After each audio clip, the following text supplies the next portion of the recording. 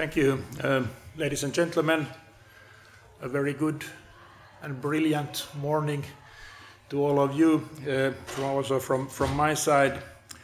It is an honor and a great pleasure for me to, as a representative for actually two organizations providing funding for the above project, to open this final seminar, as we heard now, focusing on the results of the above project and also looking ahead a little bit what should be and could be done in the future in the field of biorefining. I'm not an expert in that field, so I will use these few minutes in the beginning more to set a little bit the context from the program side, why this project has been funded by these organizations I'm representing, and also what possibilities there are in the future for maybe future funding from these organizations. I am on the so-called monitoring committee of the Baltic Sea region program, which is the funding source from the EU for this program, and having that capacity been also, of course, involved in the selection of this project, and therefore, of course, very interested in the results of the project. I'm also of my ministry, the Ministry of, what is it called? The Ministry of Employment and the Economy, has also contributed to the project, to the national co-funding of the Finnish partners with a smaller amount. There are, of course, many other contributors also to the national part. But the EU part provided from this program makes up about, I think, about 80% of the total funding. So it's the main contributor to the project, you could say. And just to go first into what is this funny program, the Baltic Sea region program. Why does it fund this particular project? It's a part of the European Union's cohesion policy. The cohesion policy is designed to reduce the differences, economic differences, social differences within the European Union, and strengthen the cohesion or the togetherness, if you like, of the Union. And basically about over a third of the EU budget goes nowadays to the cohesion policy. So it's and it's then implemented via different programs. So there's a very important funding source for many projects contributing to cohesion. The funding comes via so-called structural funds within the EU budget, and then this particular program is funded by the European Regional Development Fund, which gives an indication that the idea is to focus on regional development, regional differences, even them out in the framework of the European Union. The structural funds have several objectives. The main part of the funding goes to the various countries, in a way, national programs, but the smaller part goes to programs that are specifically designed to support cooperation between member states, and the idea being that also by cooperation over borders you create in additional value to in a way efforts only implemented in a single country. This goal is called the European Territorial Cooperation Goal, ETC, also Interreg, known as Interreg. And this particular program is a so-called transnational program within this goal. There are, I think, around a dozen transnational programs, programs covering fairly large areas, like in this case the Baltic Sea region, but there are also other North Sea program and Central Europe program and so on. And in each program, in the preparation phase, it has been then defined what are the main challenges within that area that can be addressed by this type of cooperation and with the funding available. Of course, not everything can be done. In EU phraseology, the transnational cooperation program supports the establishment and development of transnational cooperation through the financing of networks and of actions conducive to integrated territorial development. Of course, nobody understands what that means, but you can understand that these are, if you look at what types of activities can be funded, these are very broad programs. The important thing is that the projects support in some way cohesion, and it's up to us who select the programs to make that judgment whether the projects do that or not. This is not a specific research program, it's not a specific environmental program, it's a regional development program supporting a variety of different activities. The BSR program, and I'm talking about the program that has just finished and which has finished, which also funded your project. It covers an area that can be seen in that map. It's 8 member states and also then Norway, Russia and Belarus with own funding. In principle, during this or in practice, in this program period 2007-2013, Russia could not participate fully because they did not sign a so-called financing agreement, which was unfortunate, but Russian actors have been involved in projects with other funding. This is something we hope to see a change in the future. The priorities chosen for this particular program are fostering innovation, external and internal accessibility, meaning transport projects of various types, Baltic Sea as a common resource. The focus is on the Baltic Sea itself, its condition, and also maritime safety issues are included in that.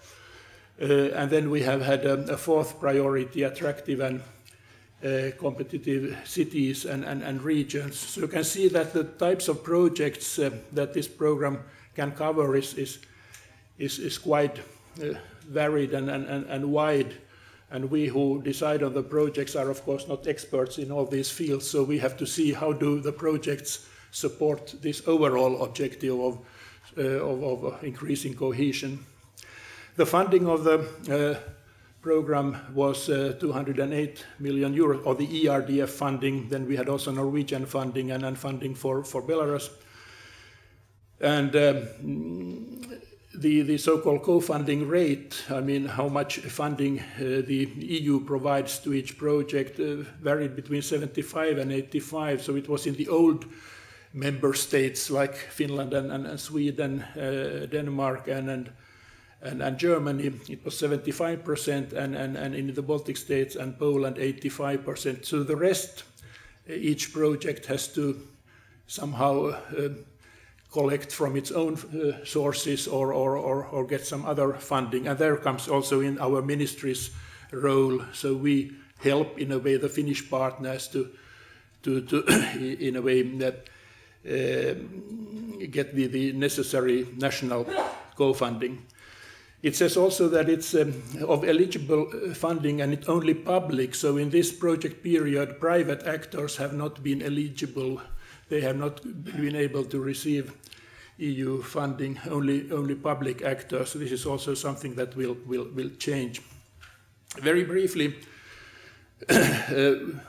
what is required basically is that there is, for each project, at least 3 partners from 3 different program countries. This is a minimum requirement in your project. I think there were 6 partners from 6 different countries, and you could say that the normal minimum is more or less partners from 5 countries. So we have only funded, I think, about two projects that had only three partners. So it's basically addressed to larger partnerships. The projects are selected through open calls, or have been. The applications are assessed then first by a joint secretariat that we have in Rostock in Germany. A lot of people they are not either, let's say, very specific experts in each field, but they have time to devote to this assessment, and if needed, they get from outside expertise in questions that need to be looked more deeply into. Then they make a proposal, and the joint monitoring committee then decides, on which I am one of the Finnish members, on the projects. And what are the criteria, the quality assessment criteria? Relevance, it's in line with the program. Coherence, the project in a way has a clear logic in a way between the, let's say, what it wants to achieve and what are the activities in a way planned.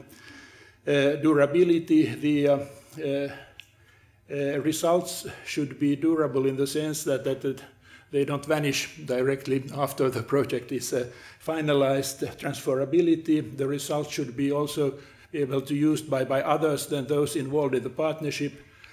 Partnership, it's a relevant partnership, the right partners, the partners that are in a way capable of carrying out the project, and then also to in a way carry them forward. And finally, of course, then the budget and management issues. In addition, we have also some quality features we take into account. Due to the fairly limited funding, we cannot fund big investments, infrastructural investments, but smaller investments like the pilots in this project, and it's also desirable that we fund investments, but to be honest, there has not been maybe enough of let's say investments in the projects in the previous period. Private sector can be involved, but not get EU funding, but they are welcome as associated partners. It's a strength of a project if private partners want to somehow hang on in a way and say we are interested in the project. It gives a clear indication that there is somebody really waiting for the results, and then you may be aware of that there is also something called the EU strategy for the Baltic Sea region, which is not the same thing as this program. It's a larger strategy on a higher political level, which has defined flagship projects, important projects to be carried out, but does not have any, the strategy does not have any own funding. So this program is one of the programs that funds projects under the EU strategy. During this program period, we carried out 5 regular calls and 3 so-called extension stage calls, and selected in total 90 projects, out of which above is 1. The idea was that the main projects were selected through these regular calls. Then at the end of the program period, we made it possible for some projects that had been approved in the beginning, that had already been finalized, to in a way get funding also for additional activities, mainly in a way more concrete piloting type of activities. And altogether we had 82 main projects and 8 of these extension stage projects. So now coming to this project we are talking about today, it doesn't of course come from somewhere from the air. There's a background to everything, and we actually funded in the second call a a project called Remove. I'm not sure how it should be pronounced.